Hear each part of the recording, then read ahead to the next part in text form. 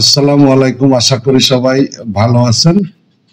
ভারতের প্রধানমন্ত্রী নরেন্দ্র মোদী এবং আমেরিকার যে প্রেসিডেন্ট ডোনাল্ড ট্রাম্প দুইজন নাকি ভালো বন্ধু। এখন এই যে বন্ধুই আসলে বাস দেয়া দিয়ে চলছে। ট্রাম্পের পদক্ষেপে বছরে $700 কোটি ক্ষতি ভারতের। তো তাহলে এখানে বন্ধুর পরিচয়টা থাকলো কিভাবে? দ্বিতীয় মেয়াদে হোয়াইট হাউসে ফিরে নানা পদক্ষেপ নিতে শুরু করেছেন মার্কিন প্রেসিডেন্ট ডোনাল্ড ট্রাম্প। এরই অংশ হিসাবে এখন থেকে আর সুনির্দিষ্ট কোন দেশকে নিশানা নাই, বরং পারস্পরিক শুল্ক চাপানোর হুমকি দিয়েছেন ট্রাম্প। জানা গেছে চলতি বছরের এপ্রিলের গোড়ায় নতুন শুল্ক নীতি চালু করতে যাচ্ছে ট্রাম্প প্রশাসন। এতে ভারতের রপ্তানি বাণিজ্য মারাত্মকভাবে ক্ষতিগ্রস্ত হওয়ার আশঙ্কা প্রকাশ করেছে সমীক্ষক সংস্থা সিটি রিসার্চ।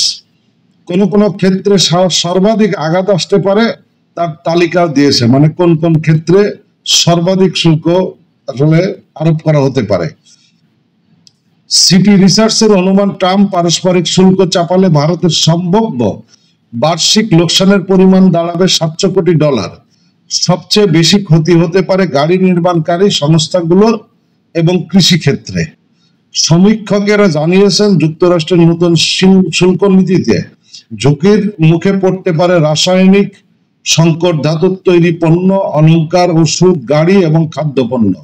সংবাদ মাধ্যমে প্রকাশিত ভারতের সরকারি তথ্য অনুযায়ী গত বছর যুক্তরাষ্ট্রে $7,400 কোটি পণ্য রপ্তানি করে ভারত।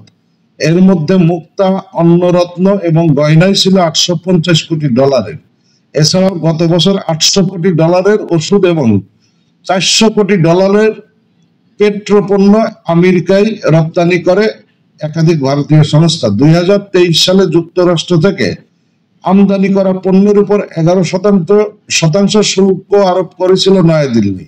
এই অঙ্ক ছিল ভারতীয় পণ্যের উপর মার্কিন শুল্কের চেয়ে প্রায় 8.2% বেশি।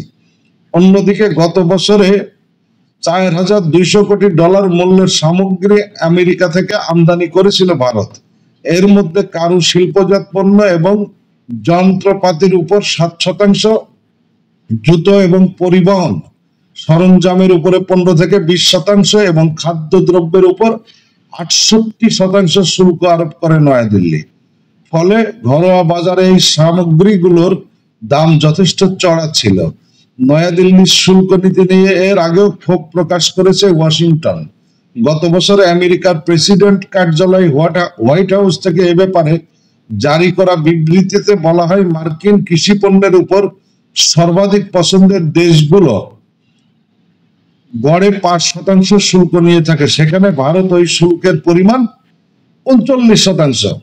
যুক্তরাষ্ট্রের মোটর বাইকের উপরে রয়েছে 100% শুল্ক, সেখানে ভারতীয় গাড়ি নির্মাণকারী সংস্থাগুলো মাত্র 2.4% শুল্ক দিয়ে আমেরিকার বাজারে বাইক বিক্রি করতে পারত। মানে আমেরিকা থেকে যদি ভারতীয়রা কোনো বাইক আমদানি করতো সেটাতে 100% শুল্ক ছিল, আর ভারত যদি আমেরিকার বাজারে কোনো বাইক বিক্রি করতে চাইতো মাত্র 2.4% শুল্ক দিতে হতো।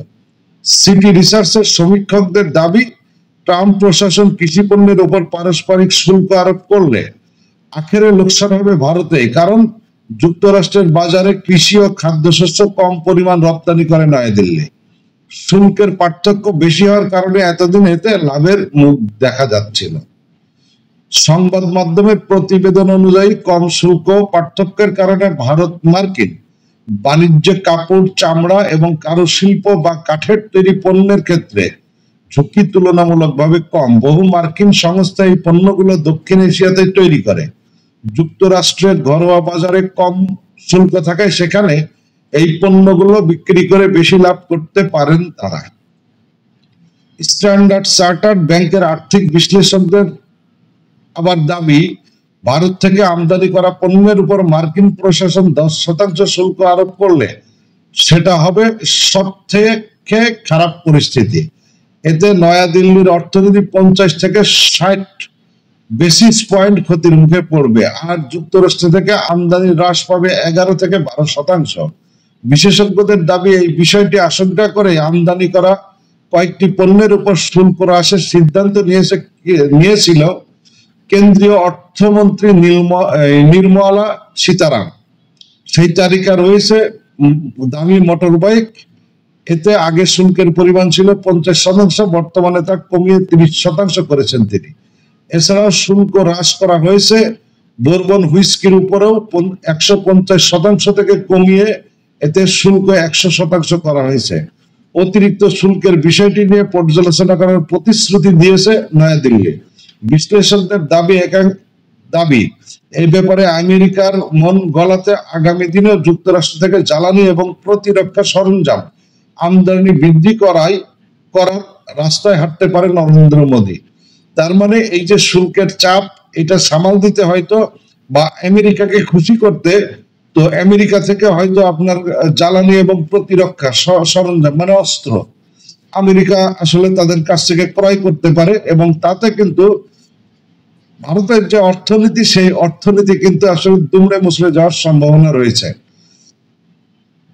তো এই হচ্ছে ব্যাপার। আসলে আমেরিকা তাদের যে নীতি, সেই নীতি আসলে যতই বন্ধু বলেন আর যাই বলেন, কারোর সাথে আমেরিকা আসলে এগুলো দেখভাল করে না। আমেরিকা সবসময় আমেরিকার নিজের স্বার্থে আগে দেখবে, এটাই স্বাভাবিক, এবং এর থেকে নরেন্দ্র মোদী মানে বাইরে থাকবে না। এবং এশিয়ার যে দেশগুলো, এশিয়ার দেশগুলোর মধ্যে এই যে ভারত যে বাম্বুটা খাবে আমেরিকার কাছে, সেটা ভারতের কুলায় উঠতে অনেক সময় লাগবে। ভালো থাকবেন সবাই।